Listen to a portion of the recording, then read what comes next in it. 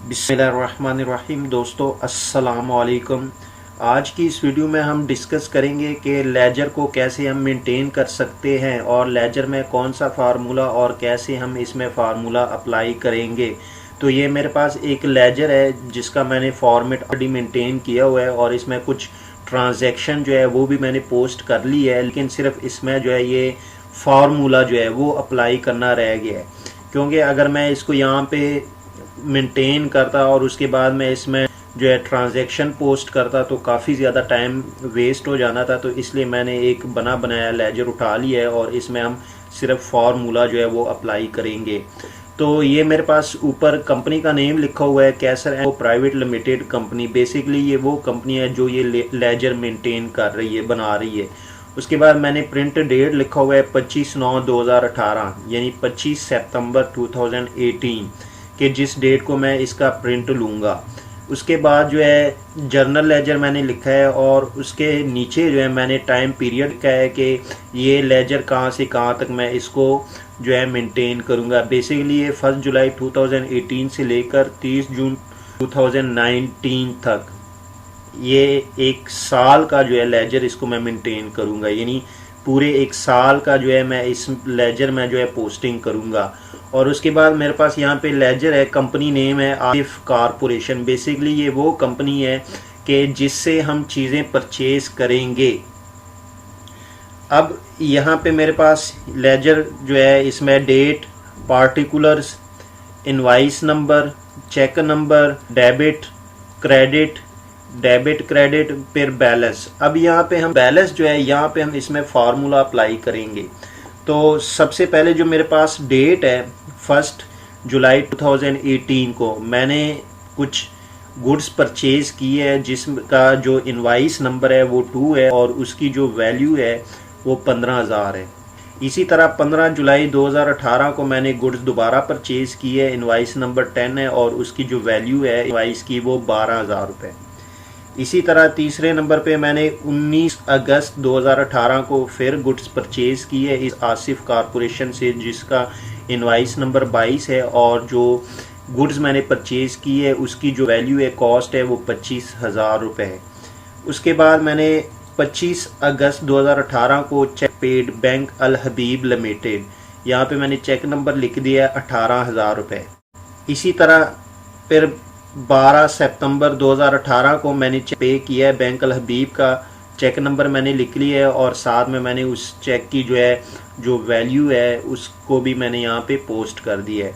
Last पे मेरे पास है 25 सितंबर 2018 को परचेज गुड्स मैंने की है, इनवाइस नंबर 35 है और उसकी जो वैल्यू है या जो कॉस्ट है वो 6,000 रुपये है। अब यहाँ पे हमने बेसिकली फार्मूला अप्लाई करना है।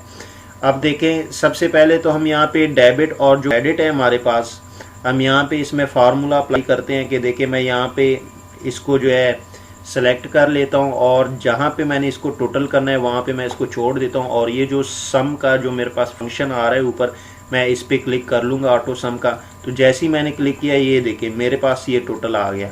इसी तरह मैं जो है दूसरे कॉलम का जो क्रेडिट है इसको भी मैं इसी तरह कर लेता हूँ, ऑटो सम में जाके मैं इसको करता हूँ। देखिए क्लिक किया मैंने तो ये मेरे पास टोटल आया। अब यहाँ पे बेसिकली मैंने फार्मूला अप्लाई करना है बैलेंस में। तो सबसे पहले मैं जो है यहाँ पे देखूंगा कि मेरे पास जो सबसे पहली ट्रांजैक्शन है वो क्या आ रही है, वो क्रेडिट आ रही है। अकाउंटिंग में हमेशा जब भी आपने कोई चीज़ माइनस में लिखनी होती है उसको आपने ब्रैकेट में डालना होता है। तो यहाँ पे मैं इसको या तो इक्वल साइन लगा देता हूँ और माइनस यहाँ पे मैं 15,000 कर देता हूँ। तो ये देखिए ब्रैकेट में आया।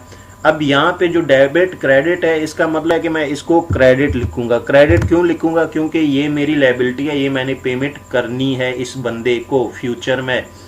अब इसी तरह नेक्स्ट, अब यहाँ पे हमने फार्मूला अपना अप्लाई करना है।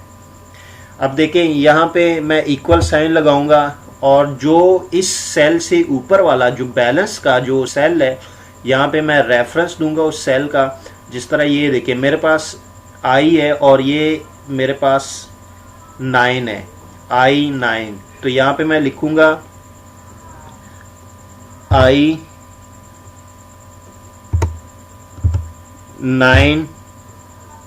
और उसके बाद मैं करूँगा प्लस, क्या करूँगा मैं यहाँ पे प्लस डेबिट। हमेशा आपने प्लस जो है डेबिट करना है और यहाँ पे मैं करूँगा माइनस क्रेडिट।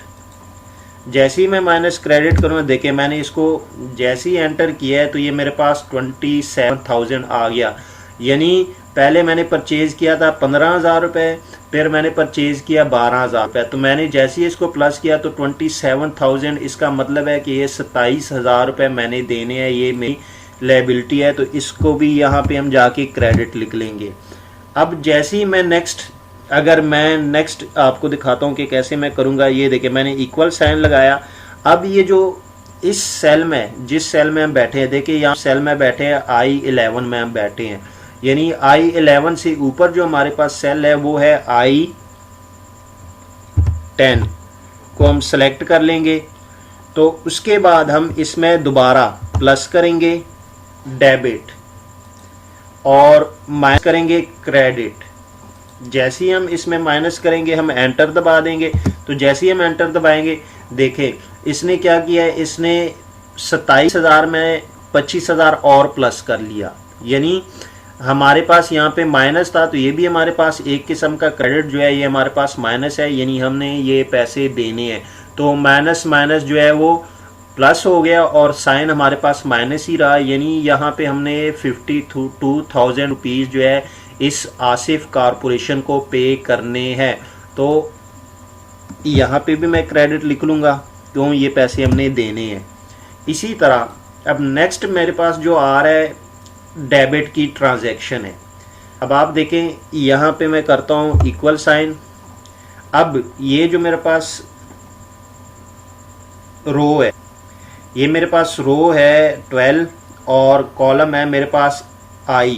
यहाँ पे मैं जो है 11 को सिलेक्ट करूंगा, ये वाला जो है। यानी हमेशा आपने जिस सेल में आप फॉर्म अप्लाई कर रहे हैं बैलेंस का, उस सेल से ऊपर वाला जो बैलेंस का जो आपके पास सेल होगा, उस सेल को आपने सबसे पहले यहाँ पे देखिए मैं लिखता हूँ I11, फिर मैं उसके बाद प्लस करूंगा डेबिट को और फिर मैं उसके बाद माइनस करूंगा क्रेडिट को। अब देखिए जैसे ही मैं एंटर करूंगा तो ये देखिए 18,000 52,000 में से कम हुए क्योंकि ये हमने पे कर दिए। यानी हमारी लायबिलिटी जो है वो 18,000 रुपये से कम हुई क्योंकि हमने एक चेक उस बंदे को या इस कंपनी को पे कर दिया। तो यहाँ पे भी हम सी लिखेंगे यानी क्रेडिट। क्यों?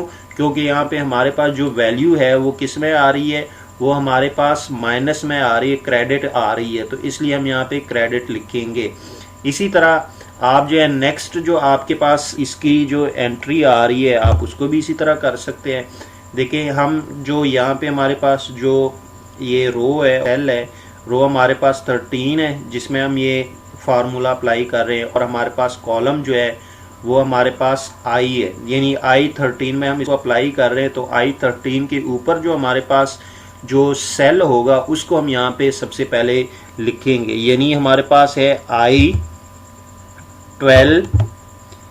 प्लस डेबिट और माइनस क्रेडिट। ये देखिए ये हमारे पास 22,000 बैलेंस है जो हमने अभी देना है और यहाँ पे भी हम क्रेडिट लिख लेंगे क्योंकि हमारे पास जो बैलेंस में वैल्यू है वो माइनस में आ रही है, हमने देनी है। तो इसी तरह नेक्स्ट जो है हमारे पास हम इसको यहाँ से ड्रा भी कर सकते हैं। देखिए मैं यहाँ से इसको ड्रॉ करता हूँ तो जिस तरह मैंने इसको ड्रॉ कर दिया तो ये देखिए इसमें 6,000 और इंक्रीज हो गया। इसी तरह अगर आप जो है यहाँ पे कोई भी वैल्यू, अब जैसे ही मैंने ड्रा किया यहाँ पे देखिए मैं जैसे ही कोई वैल्यू ऐड करता हूँ, बल्कि मैं डेबिट साइड पे मैं यहाँ पे करता हूँ कि हमने पे कर दिया, कितना कर दिया 28,000 ही।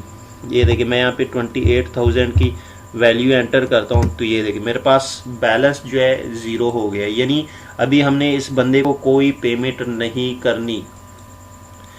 अगर यहाँ पे मैं दोबारा कोई चीज़ परचेज करता हूँ इस बंदे से, ये देखिए 10,000 मैं दोबारा इससे परचेज करता हूँ तो मैं क्रेडिट साइड पे जैसे ही 10,000 लिखूंगा तो ये देखिए मेरे पास 10,000 माइनस में आया। इसका मतलब है कि मैंने ये जो परचेजिंग की है इसकी अभी मैंने पैसे इसको पेमेंट करनी है। अब एंड पे जो हमारे पास यहाँ पे जो है, यहाँ पे हमने क्या फार्मूला लगाना है, देखिए यहाँ पे हम करेंगे डेबिट माइनस क्रेडिट। तो हमारे पास देखिए 10,000 जो है हमारे पास माइनस में ही आया। अगर मैं यहाँ से 10,000 ख़त्म कर दूंगा तो यहाँ पे भी बैलेंस नील हो जाएगा, जो और यहाँ पे भी बैलेंस नील हो जाएगा। ये देखिए मैं ये क्रेडिट साइड पे ये जो मेरे पास 10,000 है ना, इसको मैं यहाँ से जाके माइनस कर लेता हूँ। ये देखिए मैंने इसको यहाँ से ख़त्म किया तो दोनों साइड ये देखिए ऊपर भी मेरे पास जो है नील है बैलेंस, कोई पेमेंट नहीं करनी, और हमने यहाँ पे भी जो है बैलेंस कोई पेमेंट नहीं करनी। यानी आपका जो लेजर में, चाहे आपके पास वेंडर का लेजर हो चाहे आपके पास कस्टमर का लेजर हो, दोनों के जो लेजर का फार्मूला है वो सेम है।